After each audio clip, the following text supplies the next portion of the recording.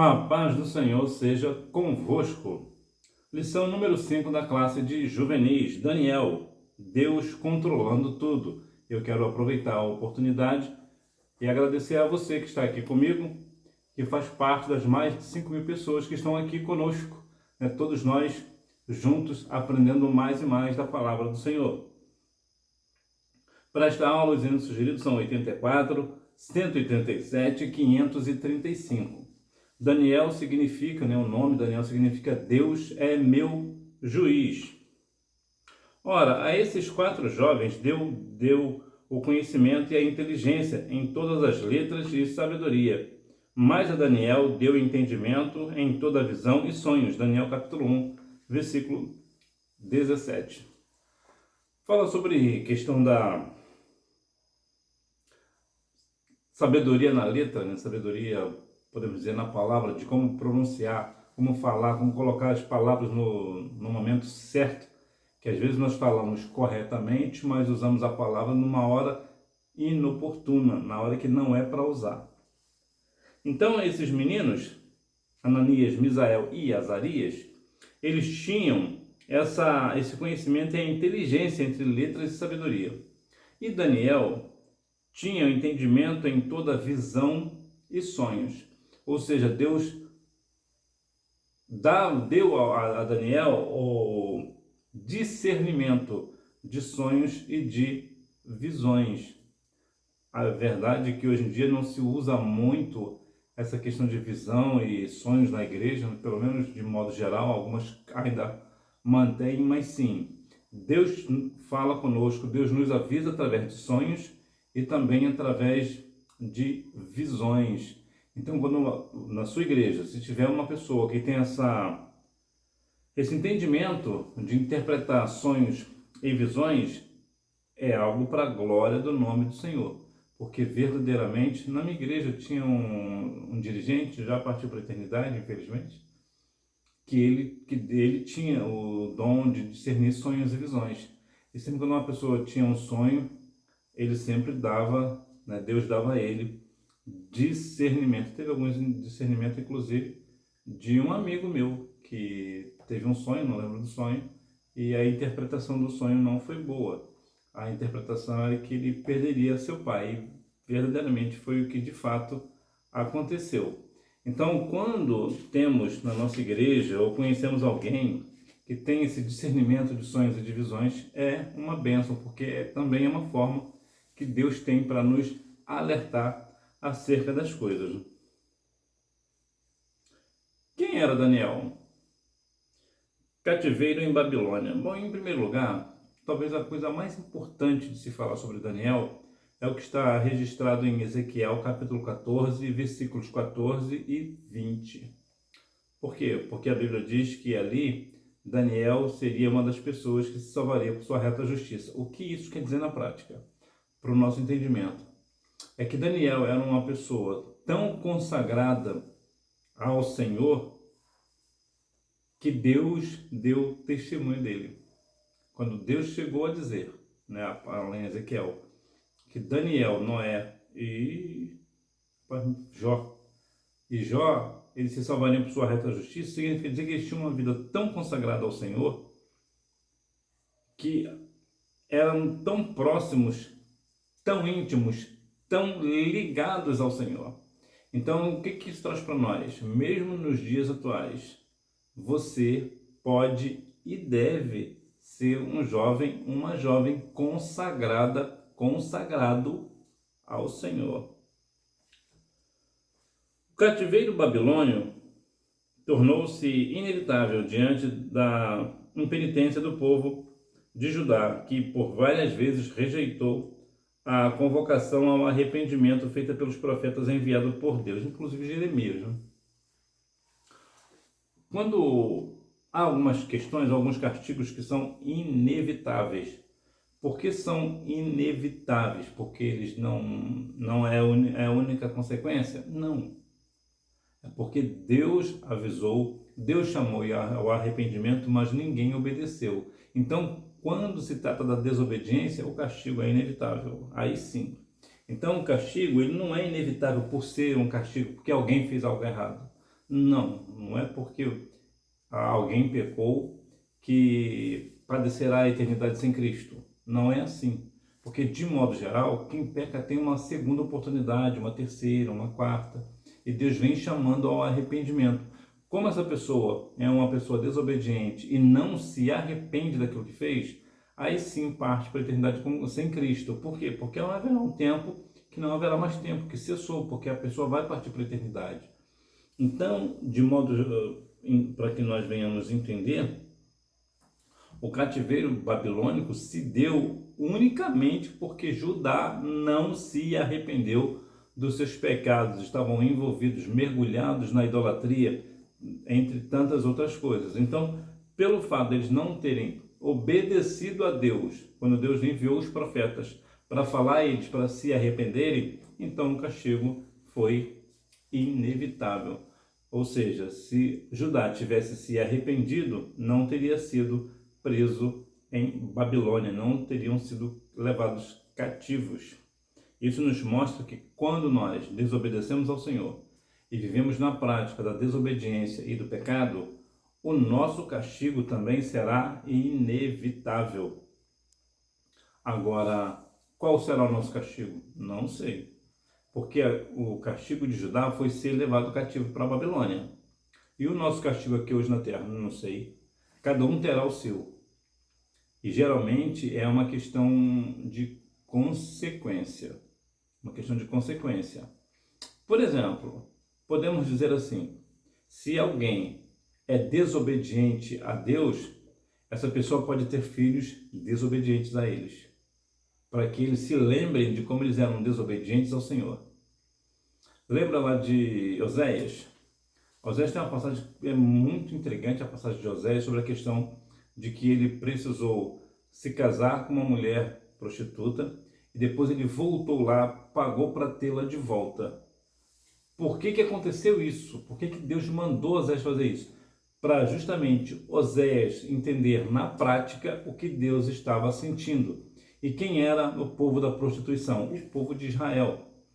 Ou seja, o povo de Deus, em vez de ficar com Deus, se prostituía com outros deuses, se curvavam a outros deuses. Então era essa a dinâmica do povo de Israel. Então Deus fez com que Oséias, o profeta Oséias, se casasse com uma mulher de prostituição. Essa mulher voltou para a prostituição, ele foi lá e resgatou essa mulher. O que Deus estava dizendo? O povo meu está em rebeldia, está se prostituindo, indo atrás de outros deuses, mas eu vou enviar o resgate, no caso Cristo. Cristo vai morrer na cruz do Calvário para nos resgatar da prostituição que nós estamos indo atrás de outros deuses. Então veja que a questão às vezes acontece conosco para nós entendermos o que Deus está dizendo, Ele quer passar para as pessoas sentirem na prática o que de fato está acontecendo. Até é claro que não é tão literal assim, porque a prostituição do povo de Israel contra Deus era muito pior do que a prostituição de uma mulher de prostituições. É muito pior. Por quê? Porque a desobediência, claro, todo pecado afronta a Deus, mas a desobediência, a soberba, a rebeldia e a idolatria, eu vejo como os piores, porque afrontam diretamente ao Senhor. Enquanto você é novo, você não entenderá, mas quando você for pai ou você for mãe e ter o desprazer de ter um filho rebelde, uma filha rebelde, você entenderá. De quando Deus falava da casa rebelde, como é o caso de Ezequiel 2, aí você entenderá o que é ter um filho rebelde, o que é ter uma filha rebelde, o que é ter um povo rebelde, né?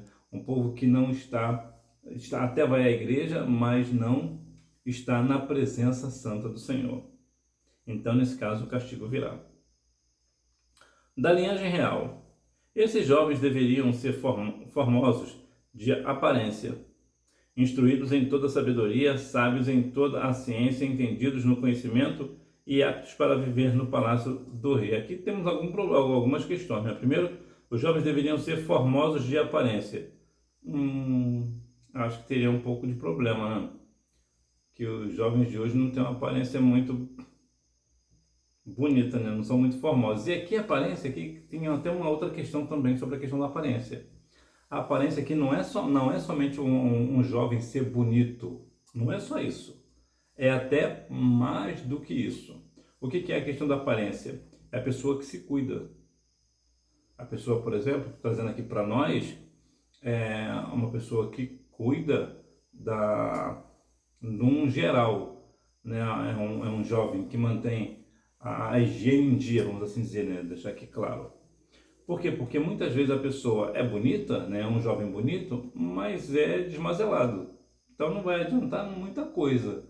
Inclusive as meninas, de modo geral, olham muito para esse negócio. O jovem é até bonito, mas é desmazelado, não vai ter chances com ela.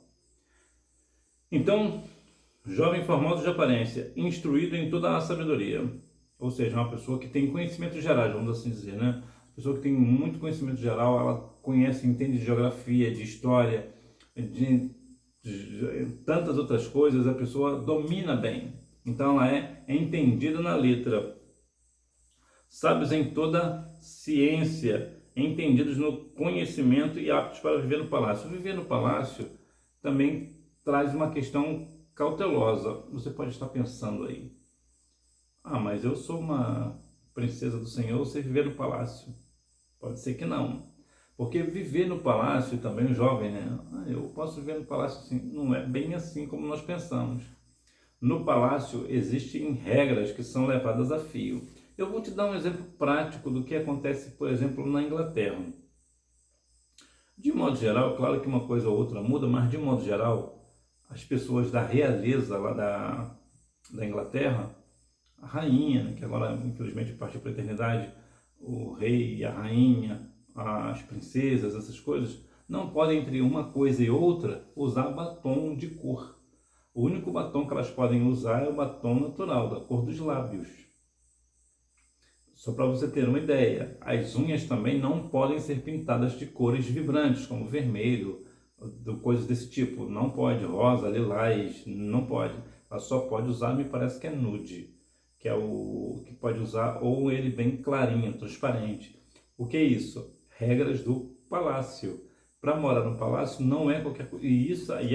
Tem outras, muitas regras lá no povo lá da monarquia britânica, mas para morar no palácio precisa ter uma série de cuidados, uma série de regras e, de modo geral, o jovem não é muito fã de regras, né? Então o jovem, a jovem não são muito fãs de regras.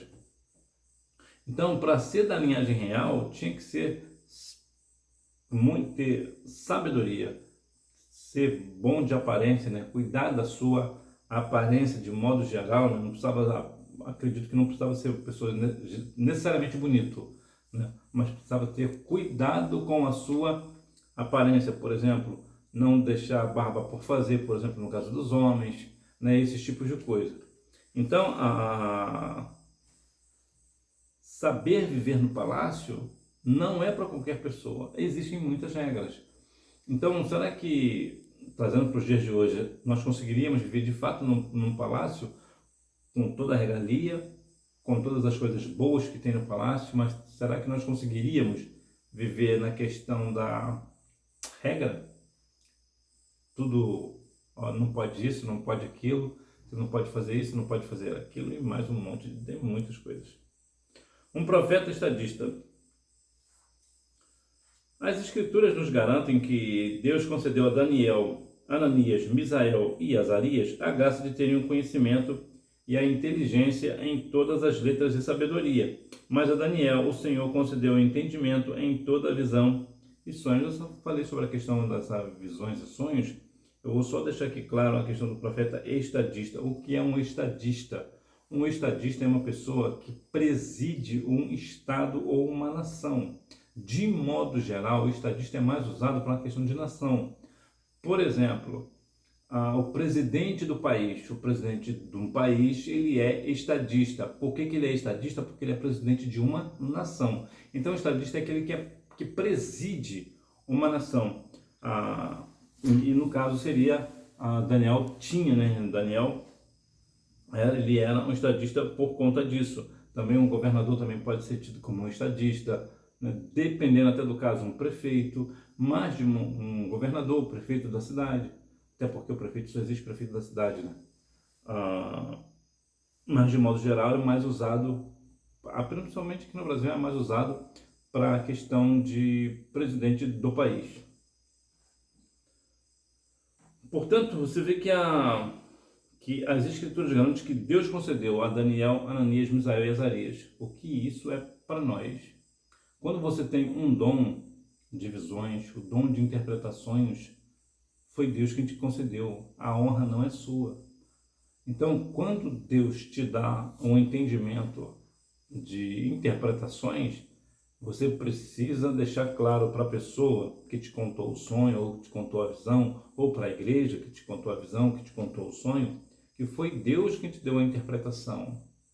Porque muitas vezes as pessoas falam, não, mas eu tive um sonho assim, eu tive uma visão assim, fui à igreja e o irmão tal, a irmã tal me disse assim. Então parece, né, sugere que é aquela irmã que teve discernimento, mas não é a irmã, não é o irmão que teve discernimento, é Deus quem dá. E nós devemos dar honras e glórias ao Senhor por conta disso e não querer essa glória para nós, até porque Deus não divide a sua glória com ninguém. Coragem para ser fiel, sua convicção pura. Daniel e seus amigos foram educados na lei do Senhor desde a infância. Notoriamente, as práticas religiosas, a dieta, bem como os ensinamentos caldeus, contrariavam os retos conselhos na lei do Senhor. Contudo, o posicionamento de Daniel e seus amigos revelam que eles não renunciaram às suas convicções, mesmo se tivessem que pagar com a própria vida para isso. Esse texto é uma questão muito importante para nós nesta aula. Por quê? Porque resume a lição de uma forma extraordinária. Que veja que Daniel e seus amigos foram instruídos desde a infância. Quantas vezes os pais hoje, que têm filhos na igreja, não instruem os seus filhos na palavra? Mas está na igreja, mas é importante, é de grande importância que o pai, a mãe, os avós, os responsáveis pela criança, ensine a criança. E aqui cabe um outro ponto. O Provérbios 22:6 que fala, instrui o menino no caminho que deve andar para que mais tarde não se desvie dele. Muitas vezes as pessoas falam isso num contexto, mas se eu instruir meu filho no Evangelho, por que ele se desviou se Provérbios 22:6 diz que ele não se desvia? Provérbios 22:6 é mais um texto levado para a questão da instrução do trabalho. Vou te dar um exemplo prático. Por exemplo, você é pai e você tem uma oficina mecânica. Então, você instrui o seu filho a ser um mecânico. Então, mais tarde, ele não vai se desviar da função de ser mecânico, ainda que ele faça outras coisas, se forme em advogado, por exemplo, mas a instrução que ele recebeu da mecânica do pai, ele não esquece, ele não se desvia. E isso que é a questão do texto. O que eu quero dizer para você é que quando nós somos instruídos na palavra desde a infância, nós vamos absorvendo aqueles valores cristãos. Nós vamos entendendo o que Deus quer de cada um de nós. Então foi exatamente isso que aconteceu com Daniel e seus amigos. Então quando chegou lá para os ensinamentos caldeus, o que eles falaram? Aqui para nós, né? Torceram o nariz, porque eles não vou fazer esse negócio não. Eu não aprendi assim. Esse negócio eu vou fazer não. Isso é contra Deus. Isso é contra a lei do Senhor. Eu não vou fazer. Aí aqui que cabe a questão nossa. Eu não vou fazer assim, porque eu não aprendi assim, ainda que eu tenha que morrer por conta disso. Eu morro, mas eu não faço. Qual é o tipo de posicionamento que você tem tido quando alguém vem falar algo para você, te ensinar uma coisa nova que você sabe que é contrária à palavra?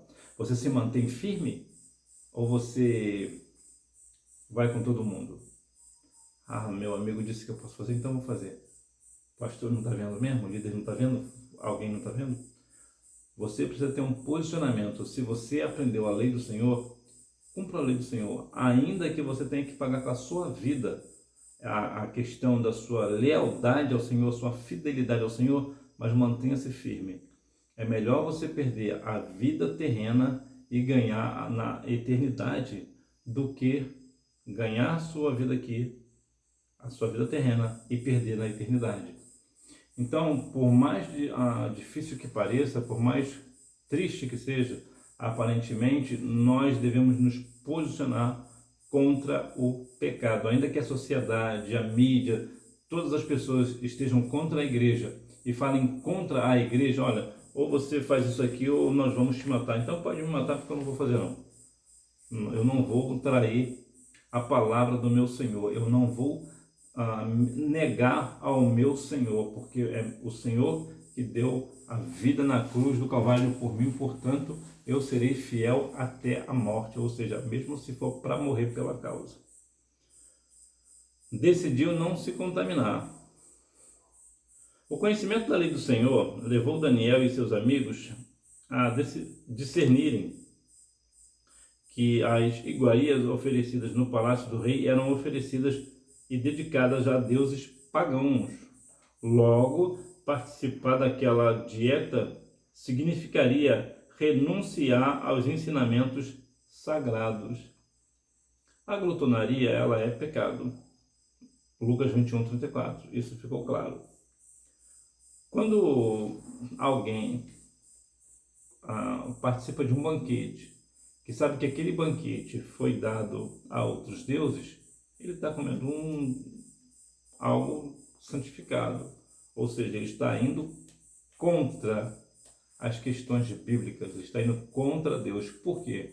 Porque ele está cultuando outros deuses. Eu já falei aqui em outras oportunidades, geralmente em época da Páscoa, as pessoas comem ovos de chocolate para comemorar a Páscoa, e isso é pecado. Por que é pecado? Isso não é religiosidade, não? Não, é pecado mesmo. Por quê? Porque quando uma pessoa come ovos de chocolate para celebrar a Páscoa, que Páscoa significa passar por cima, ele, na verdade, está cultuando a deusa da fertilidade da Grécia. Então, ele está se curvando a outros deuses. E o que a Bíblia diz lá em Êxodo 20, versículo 2 e 3, não terás outros deuses diante de mim, e nem a eles se servirás ou encurvarás, prestará culto. Então, aqui nesse caso, Daniel e seus amigos se negaram a se contaminar. Não vou me contaminar com esse negócio, não. Eu não vou fazer parte desse negócio de vocês, não. Eu não vou ficar conivente com o pecado de idolatria de vocês. Vocês podem ser idólatras, isso é um problema de vocês. Mas eu não vou me contaminar, não. Eu não vou participar deste negócio. Você vê que o posicionamento aqui, mais uma vez, mostra a diferença daquele que serve a Deus e daquele que não serve. Sua vida de oração. Para manterem-se firmes na fé, apenas a decisão de não se contaminar com a cultura babilônica não seria o suficiente para aqueles jovens. Eles precisariam prosseguir na busca e comunhão com Deus. Por esse motivo, Daniel é caracterizado no livro como um homem de oração. Sabe qual é a diferença de Daniel e você? Nenhuma. Daniel tinha 24 horas por dia, e você também. Então, qual o tempo que Daniel orava 3 vezes ao dia ao Senhor? E qual é o tempo que você se dedica ao Senhor para orar todos os dias? Ou você não se dedica, ou você não ora todos os dias? Então, estar vivendo uma vida de oração, não é, ou seja, aqui para nós não é só uma questão de não se contaminar com as iguarias do mundo, é também viver uma vida de oração. É importante não se contaminar com o mundo? Sim, é importante não se contaminar com os manjares do rei? Sim, é importante, é muito importante. Entretanto, é até um sinal de santificação até. Mas se não tiver uma vida de oração com o Senhor, não tem comunhão com Deus. E nós devemos ter comunhão com o Senhor, nós devemos viver uma vida de oração, buscar o Senhor, separar um dia, um horário do dia que você esteja disponível, que você sabe sempre naquele tempo você está disponível, e orar ao Senhor e buscar na beleza da sua santidade. Festa na Babilônia, o orgulho humano. Nessa ocasião, Daniel foi levado ao rei a fim de revelá-lo o sentido do sonho e apontou que ele era a cabeça de ouro da estátua. Isso significava que o Deus dos céus o havia entregado o domínio de toda a terra. Por essa razão, o rei se orgulhou muito e procurava usar a religião para consolidar o seu domínio sobre todas as províncias conquistadas. Quando você faz algo e Deus diz que você fez algo certo, você precisa ficar feliz, é verdade. E até um certo ponto orgulhoso de ter feito algo bom, uma boa ação, ter feito algo bom, algo correto. Mas de maneira nenhuma, você não pode deixar esse orgulho mexer com a sua cabeça. Você não pode deixar o orgulho agora fazer com que você cambie para o outro lado, que você agora se ache o bambambam, né, como as pessoas dizem, ele está por cima da carne seca. Carne seca é bom com abóbora, né?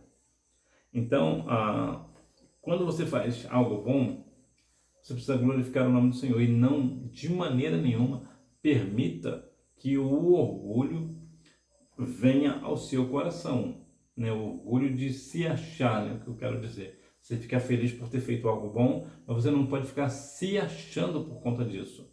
Por quê? Porque a soberba é algo que afronta diretamente ao Senhor. E a Bíblia diz que Deus abate o soberbo, mas dá graça ao humilde. Portanto, seja humilde no seu viver. Em tudo que você faz, deixe o orgulho humano de lado. Não permita, não se ache o dono da razão. Não, viu, Deus falou, Deus usou aquele irmão para falar comigo que eu fiz isso certo, porque eu estou certo, então é isso daí, agora eu sou bom. Não. Você fica feliz porque Deus apontou você de uma forma positiva, né, de uma forma edificante, mas você não pode de maneira nenhuma ficar se achando por conta disso. A estátua de ouro e a coragem dos jovens. Mesmo sabendo das consequências de não obedecerem à ordem do rei, Sadraque, Mesaque e Abednego não se curvavam diante da estátua. Atualmente, o nosso inimigo espiritual nos tenta para pecarmos contra o Senhor e nos desviarmos da sua vontade. Entretanto, a confiança em Deus nos trará livramento de qualquer cilada. Quando a pessoa sabe das consequências, né, o jovem cristão sabe das consequências de não obedecerem à ordem do rei, ou, vamos aqui trazer, né, a ordem do Deus deste século, ou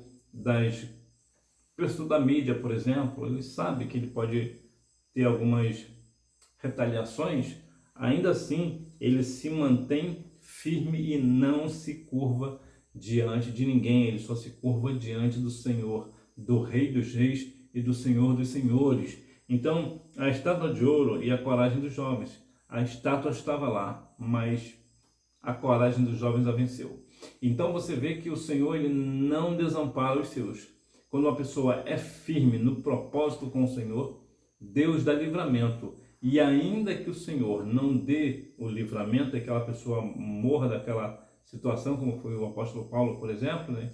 Ele também na situação também, lá ele, segundo a tradição, ele foi decepado a sua cabeça. João Batista também teve a cabeça decepada. Então, ainda que Deus não nos dê a vitória humana de sair vivo, saiba que Deus dará a coroa da vida. Por quê? Porque morreu por não ter negado ao Senhor, por ter se mantido firme na presença santa do Senhor. Então é isso, ainda que a estátua esteja lá, ainda que todo mundo está fazendo, lembra do conselho da sua mãe, você não é todo mundo. Então você não se curva, você se mantém firme na presença santa do Senhor. A fornalha ardente, superaquecida e o quarto homem. Depois que ficou sabendo, Nabucodonosor resolveu dar mais uma oportunidade aos jovens para que se submetessem ao decreto. Em resposta, os jovens confiaram plenamente na provisão divina. Veja que situação. Ô Daniel, seus amigos, vem aqui e se curva diante da estátua. Vocês não se curvaram lá, mas eu vou dar uma outra oportunidade a vocês porque eu gosto de vocês. Esse é o rei falando, né?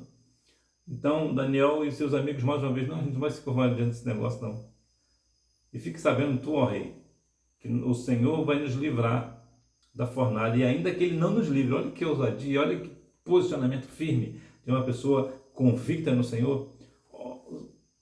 Rei, nós não nos encurvaremos, porque o Senhor nos livrará da fornalha de fogo ardente, e ainda que não nos livre, nós não nos dobraremos, nós nos manteremos firmes.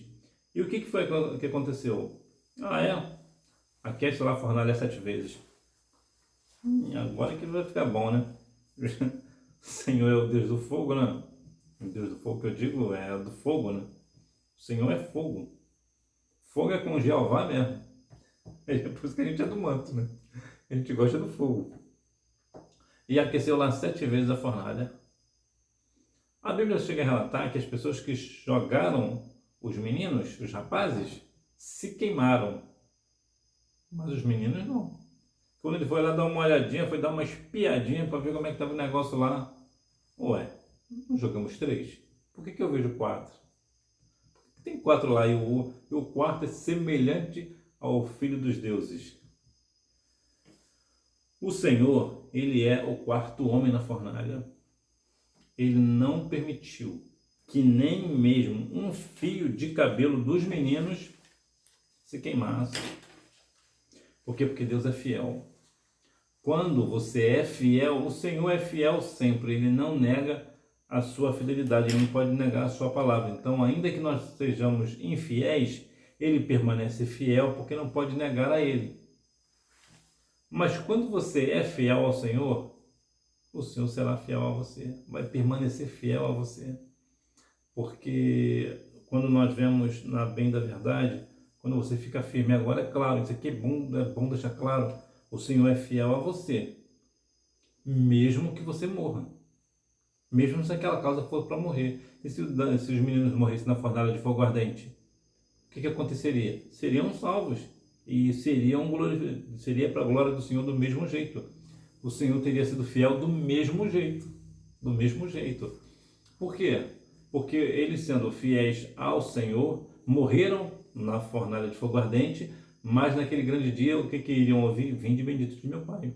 Então o Senhor deu livramento lá na fornalha, não permitiu que nada acontecesse com eles. Mas se fosse ao contrário, também da mesma forma Daniel, lá na cova dos leões. O Senhor é o leão da tribo de Judá, né? Apocalipse 5:5, né? Então o Senhor é o leão da tribo de Judá. Então o leão da tribo de Judá estava lá com Daniel. E o que aconteceu com Daniel? Absolutamente nada.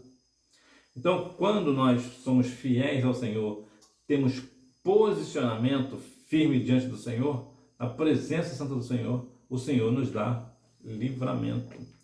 Para concluir, a história de Daniel e seus amigos na Babilônia nos mostra que o Senhor não abandona os seus servos nos momentos mais difíceis. O Senhor é nosso refúgio e fortaleza, socorro bem presente na hora da angústia. Salmos 46:1. Então, quando você é fiel ao Senhor, você permanece firme na presença do Senhor, o Senhor não vai te abandonar naquele momento de aflição, de sofrimento. Ele pode até não te responder palavras, assim como fez com Jó. Ele não respondeu palavras a Jó em suas orações, mas o Senhor estava contemplando. O Senhor não te desampara. Às vezes, as pessoas podem até pensar que não, mas eu tenho orado ao Senhor e o Senhor não me responde palavra, o Senhor me abandonou. Não, o Senhor não te abandonou. Não te abandonou. O Senhor está contigo. Tanto está contigo que você está vivo. Né? Se não tivesse, se fosse por outra razão, Deus permitiria que você morresse. Mas Deus está tão com você que você continua vivo.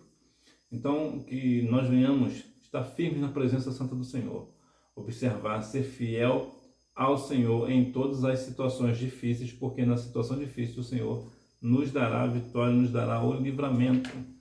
Hora da revisão. Número 1.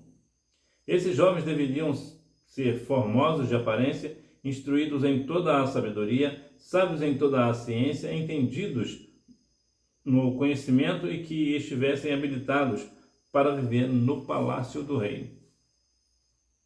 Só para fazer uma diferença, algumas pessoas confundem palácio e castelo. De um modo geral, a diferença entre castelo e palácio é que o castelo é a fortaleza, é onde estão os homens de guerra, de modo geral, os canhões, o armamento está no castelo. E o palácio é a morada do rei, do príncipe, da princesa. Então essa é a diferença. Número 2. Deus honrou a atitude dos jovens, fazendo com que a dieta de legumes adotada por eles tornasse suas aparências mais saudáveis do que a daqueles que se alimentavam do manjar do rei. Daniel 1, 13 ao 16.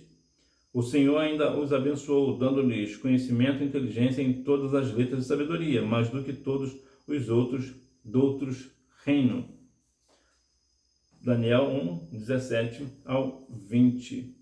Estou aqui observando a questão aqui da dieta. Já pensou essa dieta aí, você não podendo comer uma pizza? Pensou que situação? Número 3. Daniel é caracterizado no livro como um homem de oração. Daniel 6:10. Número 4. O orgulho fez com que o rei ordenasse a construção de uma estátua e convocasse uma grande festa para a consagração daquele monumento. Número 5. Um quarto homem com aparência diferente apareceu entre eles.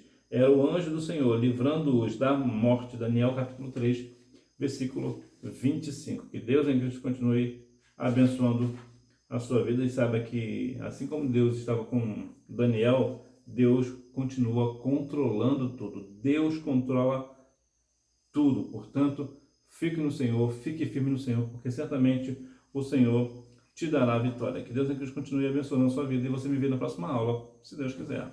Tchau!